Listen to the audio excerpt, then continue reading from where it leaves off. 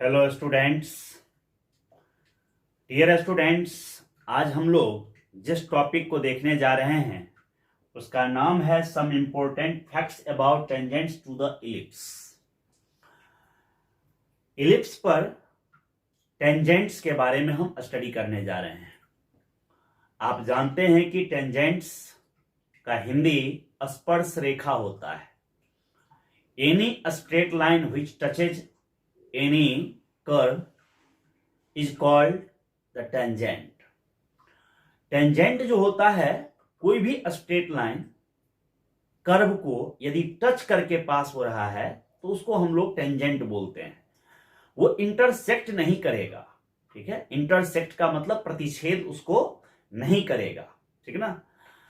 तो आप समझ रहे हैं कि जितने भी टेंजेंट्स हैं वह स्वयं में एक स्ट्रेट लाइन है, एक सरल रेखा है। तो स्ट्रेट लाइन का इक्वेशन निकालने का जो प्रोसेस होता है वही प्रोसेस यहां भी होगा। आप जानते हैं कि किसी भी स्ट्रेट लाइन का इक्वेशन निकालने के लिए हमें दो चीज की आवश्यकता होती है, एक पॉइंट और दूसरा उसका स्लोप। एक पॉइंट और दूसरा उसका स्लोप चाहिए। पॉइंट मिल जाएगा, स्लोप मिल जाएगा तो इक्वेशन निकालना बहुत आसान हो जाएगा। तो टेंजेंट भी जो है वह एक स्ट्रेट लाइन है, तो हमको एक पॉइंट चाहिए जिससे वो पास हो और एक उसका हमको स्लोप उसका चाहिए, है ना। स्लोप तो सिंगल ही होता है, किसी भी स्ट्रेट लाइन का अपना एक सिंगल स्लोप होता है, तो स्लोप चाहिए।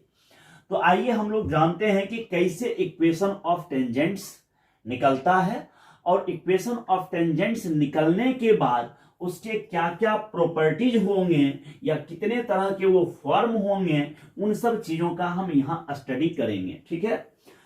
आप जानते हैं कि इलिप्स का इक्वेशन क्या होता है, x square by A square y square divided b square is equal to 1।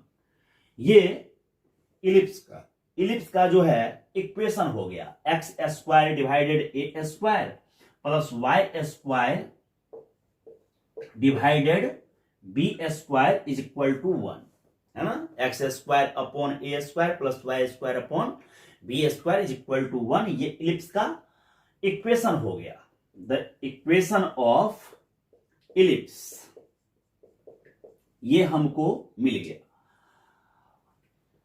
अब आप जानते हैं कैलकुलस से कि जब किसी भी कर्व का डिफरेंशिएशन करके हम dy अपॉन dx निकाल लेते हैं, dy अपॉन dx निकाल लेते हैं और उसमें कोई पॉइंट पुट कर देते हैं, वो पॉइंट जो उस कर्व पर मौजूद हो। आउटर पॉइंट नहीं पुट कर देना है या इनर पॉइंट जो अंदर में इंटरनल पॉइंट है उसको पुट नहीं कर देना है। जब भी पॉइंट पुट होगा तो वो पॉइंट पुट होगा जो उस कर्व पर मौजूद होगा। बात समझ रहे ना। तो कर्व पर मौजूद होगा तो वहीं पे हमको स्लोप जानना है। तो देखिए, कहता है तरीका यह है कि आप उसका डिफरेंशिएशन कीजिए। डिफरेंशिएशन करने के बाद उस पॉइंट को उसमें पुट कर दीजिए। मान लीजिए कि ये इलिप्स ऐसे हम ले लिए, है ना, और इस इलिप्स पर एक पॉइंट है x1 y1, यहां एक पॉइंट है x1 y1, है ना। इसी x1 y1 पे हमको टेंजेंट, ये जो स्पर्श रेखा है, ये इसका इक्वेशन जानना है। इस टेंजेंट का स्पर्श रेखा का इक्वेशन हमको जानना है। लिखने को तो हम एक बार में डायरेक्ट ऐसे लिख देंगे, x1 divided A square y1 divided b square equal to 1। बस ये हो गया इक्वेशन ऑफ टेंजेंट। ये इक्वेशन ऑफ टेंजेंट लिखा गया।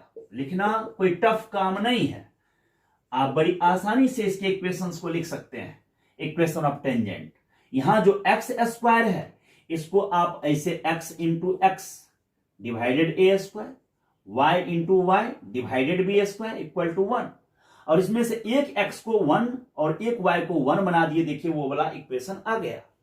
तो इक्वेशन लिखना तो बहुत आसान है, याद रखना भी आसान है, बट उसको कैसे लाएंगे हम थोड़ा उस पर भी डिस्कस कर लेते हैं, ठीक ना।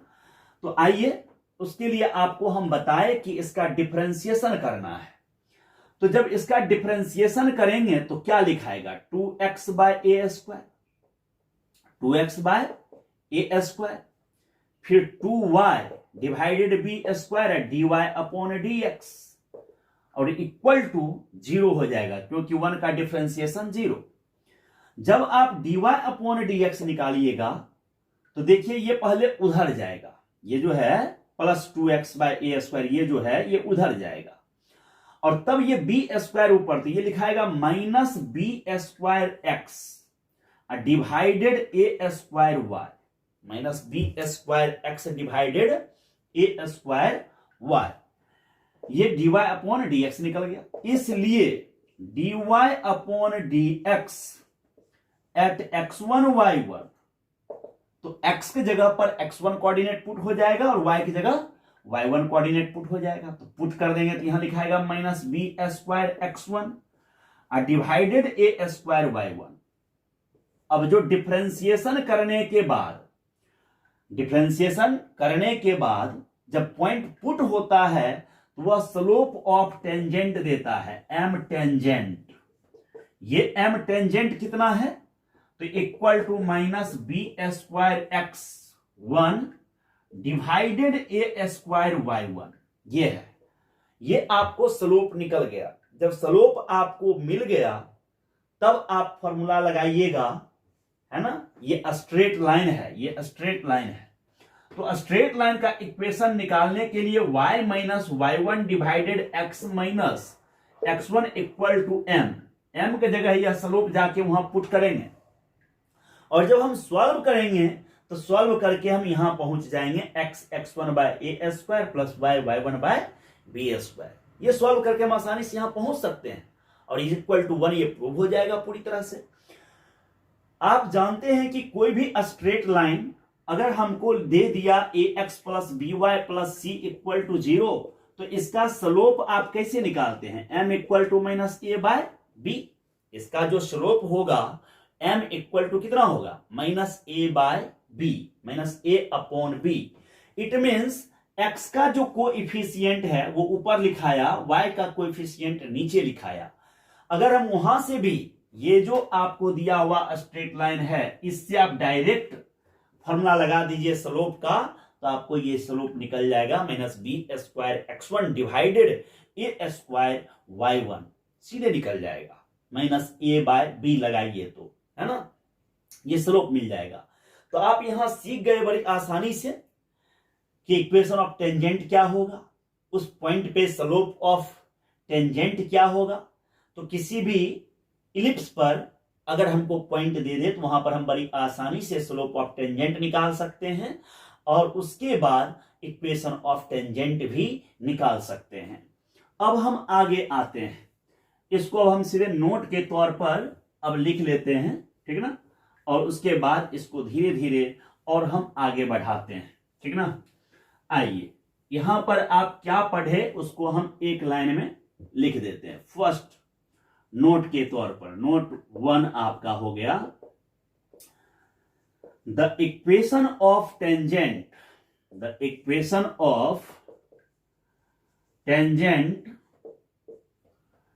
Eight the point x1 y1, at the point x1 y1 to the ellipse x square by A square plus y square by B square equal to 1 is given by x x1 by A square plus y y1 by B square equal to 1। ये हो गया equation of tangent direct. ये result आप याद रखिएगा, x x1 by A square plus y y1 by B square is equal to 1। Next जो अब हम देखेंगे, एक और बात हम यहां जो पढ़ लिए उस पर आइए।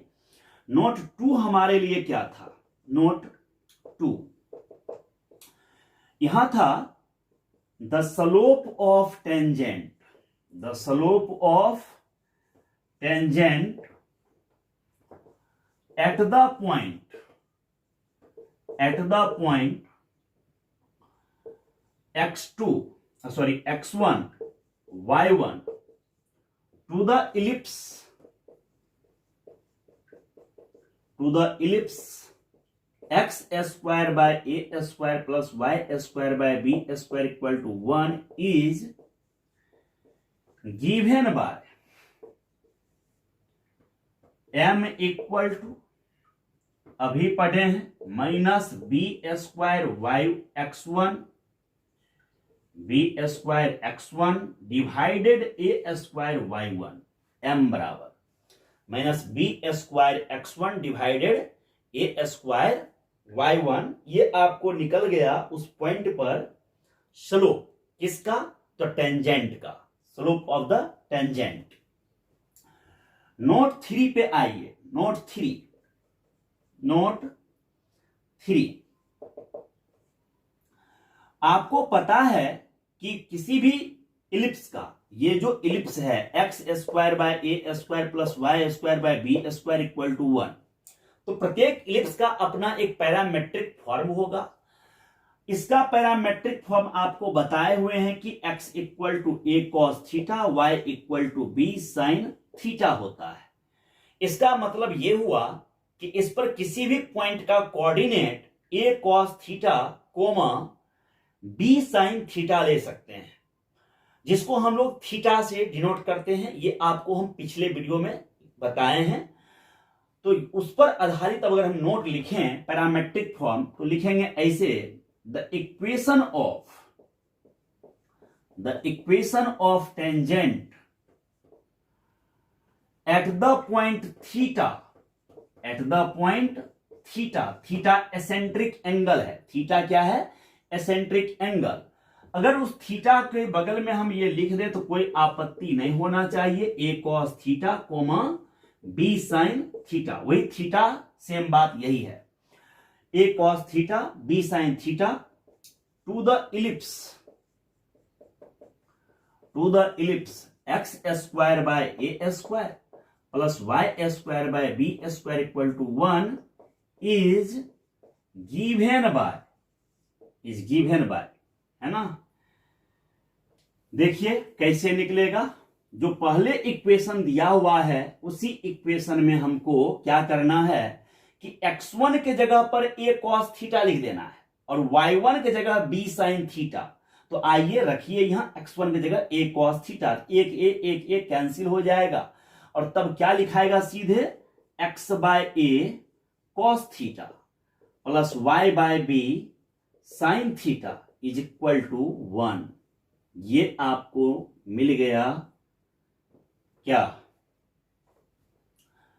Parametric form of the tangent. इसको हम बोलेंगे parametric form of the tangent, ठीक है। आइए अब इसका नाम पड़ेगा parametric form of the tangent, है ना। ये इलिप्स में चल रहे हैं हम लोग, इलिप्स में parametric form of the tangent. Parabola में आपको याद होगा कि हम लिखाए थे t y is equal to x plus a t square, ठीक है ना। तो उसी तरह अभी यहां निकला है X by A cos theta plus Y by B sign theta. अब अगर हम इसमें स्लोप जानना चाहें, है ना, तो the slope of the tangent at the point theta, ये आपको नोट नंबर 4 हो जाएगा, इसी से निकल रहा है 4। The slope of the tangent at the point theta is given by, कैसे निकालिएगा, given by m equal to minus A by B होता है। तो माइनस ए की जगह कौन है, cos theta by A, cos theta by A minus A divided B, तो बी ये पलट जाएगा, बी ऊपर चला गया और ये साइन थीटा नीचे लिखा गया। अगर हम इसको लिखना चाहें तो ये माइनस बी बाय ए कॉट थीटा, तो देखिए ये m का सीधे फॉर्मूला हो गया माइनस बी बाय ए कॉट थीटा। तो आप इसको याद रखिए, ठीक है। किसी एसेंट्रिक एंगल पर कोई अगर एसेंट्रिक एंगल दे दे किसी पॉइंट का और वहां पर हमसे पूछ दे कि स्लोप ऑफ टेंजेंट क्या होगा, तो हम इस फॉर्मूला के हेल्प से माइनस बी बाय ए कॉट थीटा के हेल्प से निकाल सकते हैं, ठीक है ना। ये बहुत आसान होगा। चलिए नेक्स्ट नोट पे आते हैं। ये हमारा 4th नंबर नोट था। नेक्स्ट अब हमारा 5 नंबर नोट, ठीक है ना। 5 नंबर नोट में आइए। नोट 5 क्या है? नोट 5 में कहता है any straight line y equal to mx plus c। Any straight line y equal to mx plus c। ये भी लाइन जो है बहुत इंपॉर्टेंट लाइन है। ये अभी तक स्ट्रेट लाइन से जो स्टार्ट हुआ है तो हर जगह यूज होता आया है। पेयर ऑफ स्ट्रेट लाइन में हो या सर्कल में हो या पैराबोला में हो या इलिप्स में हो या आगे हाइपरबोला आएगा उसमें हो, ये लाइन बहुत बेहतर रोल अभी तक प्ले कर रहा है। इस पर आप फोकस रखें और इसके हर कैरेक्टर को समझने का कोशिश करें। Any straight line y equal to mx plus c touches the ellipse x स्क्वायर divided a square plus y square divided b square equal to 1, है ना। कहता है कि ये जो लाइन है y equal to mx plus c उस इलिप्स को स्पर्श करता है, टच करता है। यदि कब? तो कंडीशन है c square equal to a square m square plus b square. c square is equal to a square m square plus b square. कहिएगा कि सर ये सब याद करना पड़ेगा, है ना, सब हमको रटना पड़ेगा। तो कंपटीशन के लिए तो आपको ये दिमाग में बैठाना पड़ेगा, लेकिन ये जरूर इसका प्रूफ करना पॉसिबल है। अलजेब्रा के हेल्प से इसको हम बड़ी आसानी से प्रूफ कर सकते हैं। हमको यहां लाइन दे दिया y equal to mx plus c। यहां हमें दिया गया है y equal to mx plus c। तो हम क्या करेंगे कि इसको अलजेब्रा के हेल्प से ले आएंगे यहां तक, कंडीशन ऑफ टेंजेंसी तक। कैसे? तो आप जानते हैं कि दो इक्वेशन को यदि सॉल्व किया जाए, सॉल्व करने का मतलब होता है पॉइंट ऑफ इंटरसेक्शन ढूंढना, पॉइंट ऑफ इंटरसेक्शन ढूंढना। अगर पॉइंट रियल होता है तो वह उसे इंटरसेक्ट करता है। पॉइंट्स अगर इमेजिनरी होता है तो वो ना उसे इंटरसेक्ट करता है ना उसे टच करता है, वो बाहर से स्ट्रेट लाइन निकल लेता है। और यदि सिंगल पॉइंट ऑफ इंटरसेक्शन मिलता हो, सिंगल पॉइंट ऑफ इंटरसेक्शन किसी कर्व के साथ, है ना, तो ऐसी स्थिति में वहां पर, और वह इक्वेशन मान लीजिए कि उसका डिग्री जो है वह 1 से ज्यादा हो, डिग्री 1 से ज्यादा हो बट सॉल्यूशन सिंगल हो, तो ऐसे सिचुएशन में आपको वह टेंजेंट बन जाता है। तो अब यहां आप देख रहे हैं कि y इक्वल टू कितना है mx प्लस c। ये y equal to mx plus c इस इक्वेशन में आके पुट कर दीजिएगा। तो जब पुट कीजिएगा तो आफ्टर सॉल्विंग आपको एक क्वाड्रेटिक इक्वेशन जनरेट होगा, x का क्वाड्रेटिक इक्वेशन जनरेट होगा। जब आप x का क्वाड्रेटिक इक्वेशन जनरेट करेंगे तो आप समझते हैं कि क्वाड्रेटिक इक्वेशन के दो रूट्स होते हैं, दो रूट्स अल्फा एंड बीटा, और उस स्थिति में d ग्रेटर देन 0 होगा। अगर अल्फा बीटा रियल रूट्स हो और डिफरेंट हो तो d ग्रेटर देन 0 होगा। टेंजेंट होने के लिए दोनों रूट्स बराबर होना चाहिए, अल्फा बराबर बीटा होना चाहिए और रियल होना चाहिए। तो अल्फा बराबर बीटा का कंडीशन क्या है? d बराबर 0। जो ही आप d इक्वल टू 0 लेकर के चलिएगा तो ये बात आपको प्रूफ हो जाएगा। आप करके देखिएगा 100% आ जाएगा, जो पैटर्न आपको समझाए। तो C square equal to A square M square plus B square, that is C equal to plus minus under root A square M square plus B square. ये हो गया C is equal to plus minus under root A square M square plus B square. ये C का value निकल गया। तो कहता है कि यह जो स्ट्रेट लाइन है उस इलिप्स को तभी टच करेगा जब C square equal to A square M square plus B square होगा, है ना।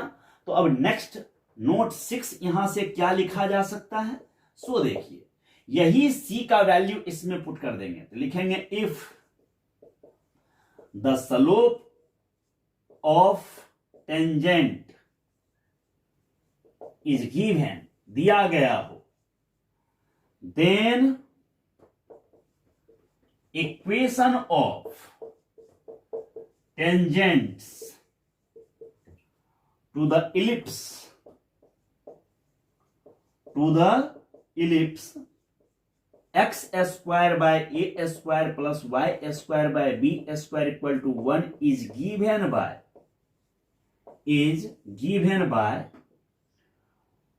y equal to mx plus minus, देखिए y equal to mx है, c की जगह उसको लाके रख देंगे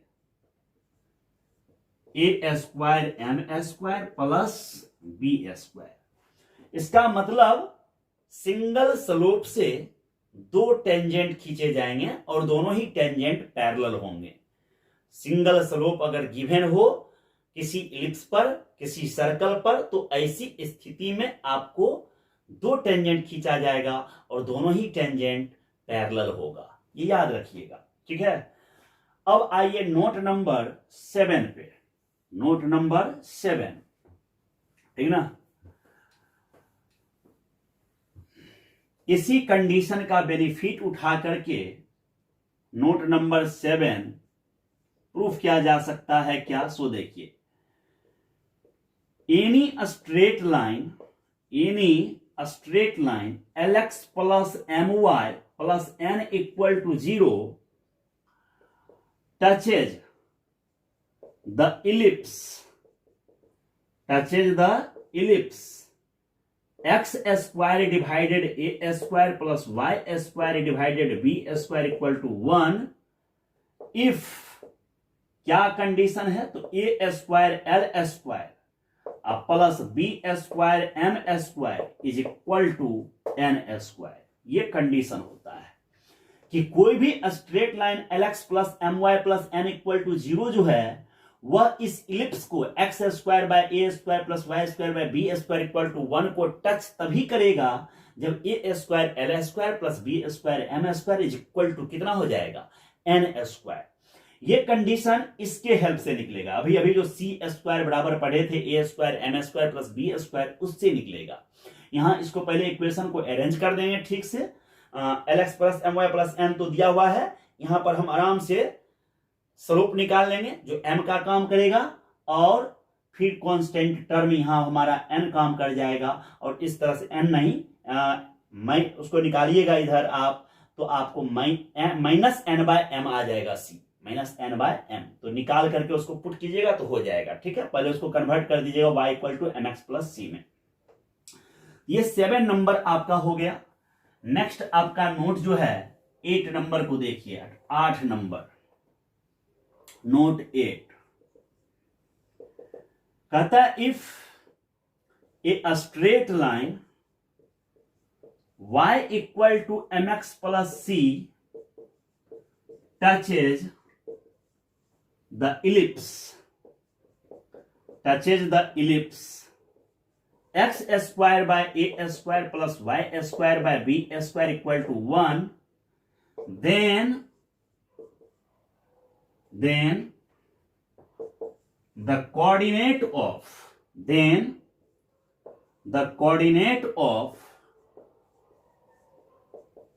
the point of contact, वो जो स्पर्श करेगा, पॉइंट ऑफ कॉन्टैक्ट का मतलब वो स्पर्श बिंदु, point of contact will be या चाहे इज क्या होता है, सो देखिए, plus minus A square M divided C का जो वैल्यू आया था A square M square plus B square, अब कोमा हो जाएगा माइनस प्लस, इधर प्लस माइनस और माइनस प्लस, बी स्क्वायर के नीचे ए स्क्वायर एम स्क्वायर अब प्लस बी स्क्वायर। ये आपको रिजल्ट हो गया माइनस प्लस। ये आप देख रहे हैं बड़ी आसानी से ये पॉइंट ऑफ कांटेक्ट लिखा जा सकता है। उसी में जो ए स्क्वायर एम स्क्वायर आया था उसमें केवल ए स्क्वायर एम लिए, यहां बी स्क्वायर, नीचे A square M square plus B square, C का वैल्यू रख दिए, बस निकल गया पॉइंट ऑफ कांटेक्ट, ठीक ना। नेक्स्ट नोट है अगला 9 नंबर देखिए, नोट 9 क्या है। नोट 9 कहता है there are two tangents can be drawn from an outer point to an ellipse. There are two tangents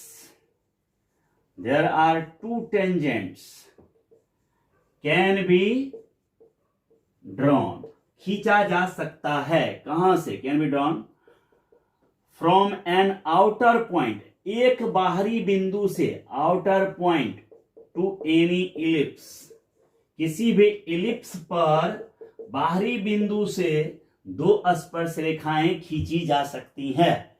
ये बात यहां पर हो गया, ठीक है ना।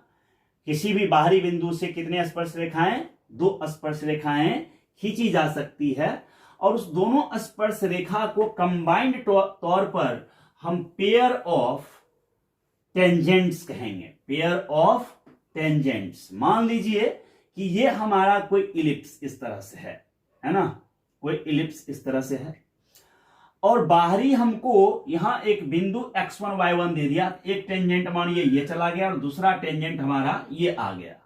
ये आउटर पॉइंट हमारा x1 y1 है। तो जब ये दोनों को एक साथ हम लेते हैं, एक साथ, तो इसको हम पेयर ऑफ टेंजेंट कहते हैं। पेयर ऑफ टेंजेंट्स इसको कहते हैं, है ना, जोड़ा।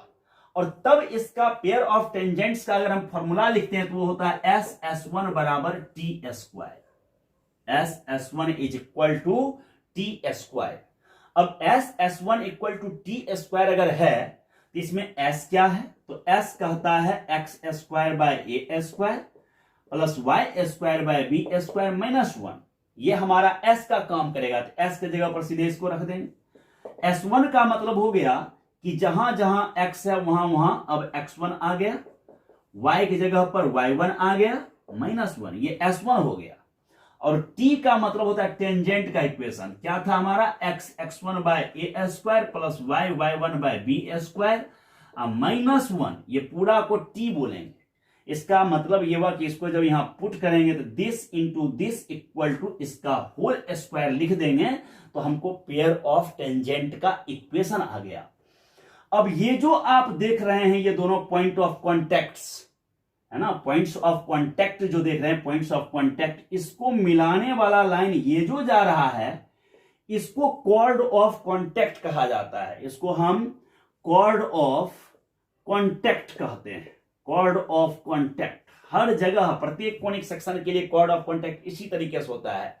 पॉइंट से दो टेंजेंट खींचते हैं, जहां पर वो टच करता है वहां से कॉर्ड पास करा देते हैं, कॉर्ड ऑफ कॉन्टैक्ट हो जाता है। और तब इसका भी इक्वेशन वही होता है जो टेंजेंट का इक्वेशन होता है। इक्वेशन इसका क्या हो जाएगा?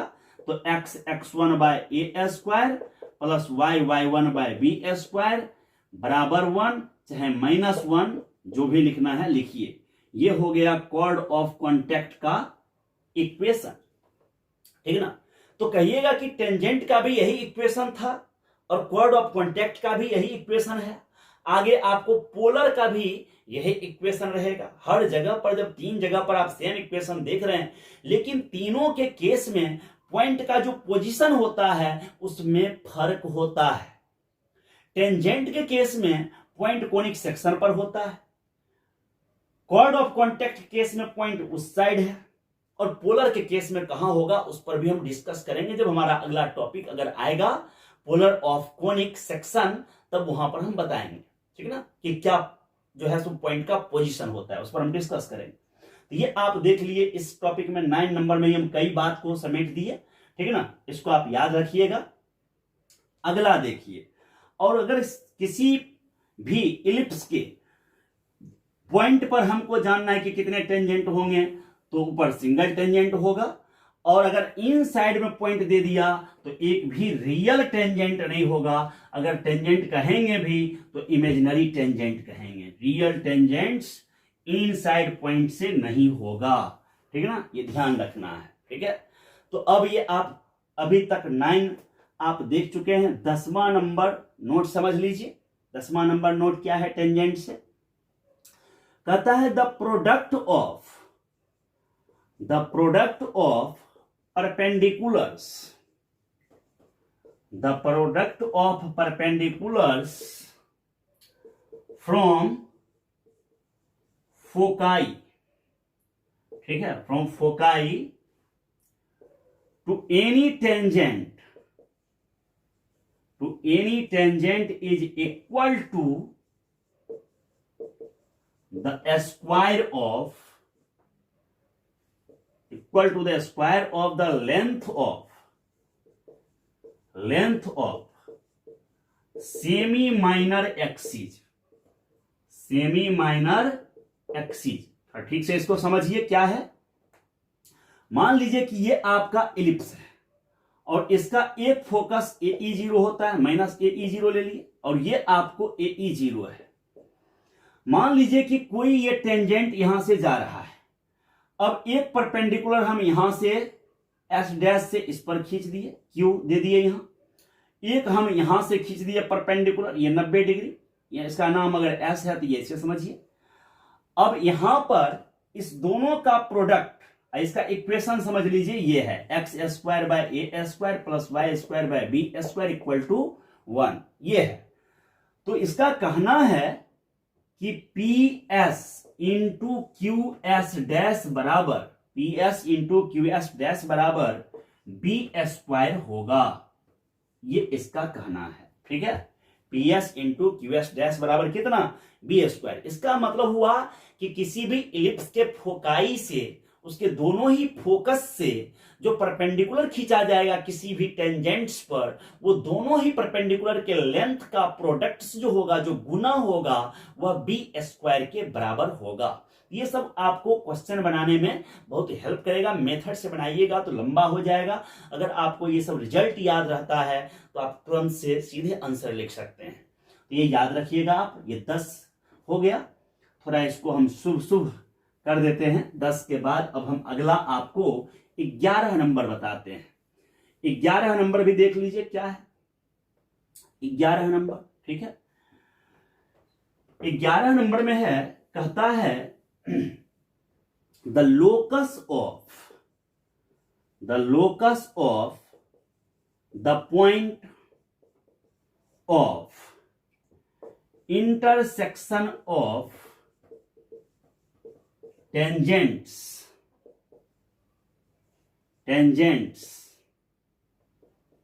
which include angle theta, चाहे which make angle, जो भी लिख सकते हैं, make angle theta is x² plus y² minus a² plus b² का whole square into tan² theta is equal to 4 a² y² plus b² x² minus a² b²। थोड़ा सा complicated है लेकिन बढ़िया रिजल्ट है। आप इसको याद रखेंगे तो बहुत जगह पर आपको काम आएगा। जो बच्चे डिफेंस के हैं उनको उतना डीप नहीं जाना है, आप स्टार्टिंग के नोट्स को देख लेंगे तो काम हो जाएगा। मान लीजिए यहां पर एक टेंजेंट हम ऐसे खींचे, दूसरा टेंजेंट हम ऐसे खींचे, दोनों आकर के यहां मिला, दोनों के बीच का थीटा है। अब इस पॉइंट का अगर हमको लोकस जानना है तो ये लोकस जनरेट होगा, ये इसका इक्वेशन होगा। x² plus y² minus a² plus b² का whole square into tan² theta is equal to 4 into a² y² plus b² x² minus a² b²। तो इस तरह से आप देखें कि tangents of the equation of tangents to any ellipse का topic ये क्लियर हो गया। टोटल जो है some important facts about tangents to the ellipse जो का जो टॉपिक है यह आपको कंप्लीट हो गया। तो अब इस पूरे टॉपिक को आप ठीक से देखिए, इसमें जितने भी फैक्ट्स आपको हमने लिखाया है उस फैक्ट्स को कहीं अच्छे से नोट कीजिए। जब भी वीडियो देखिए तो आप कॉपी लेके बैठिए, जिससे कि अगर आप सुन करके भी लिख सकेंगे तो अच्छा होगा। अभी चूंकि मोबाइल से ये वीडियो बनता है तो वीडियो की क्वालिटी उतनी बेहतर नहीं हो रही है, लेकिन आगे जो ही लॉकडाउन समाप्त होगा तो इसकी क्वालिटी को हम बढ़ाने का कोशिश करेंगे, बेहतर करने का कोशिश करेंगे। तब तक हम अपना पूरा प्रयास कर रहे हैं कि आपको बेहतर व्यवस्था दे सकें। आप इसे देखिए, अगर अच्छा लगे तो कमेंट जरूर करें, ढेर सारा कमेंट कीजिए, ठीक है। और बेहतर लगने के बाद इसे अपने सोशल साइट से आप शेयर भी कीजिए। तब तक के लिए आप लोगों को जय हिंद, जय भारत।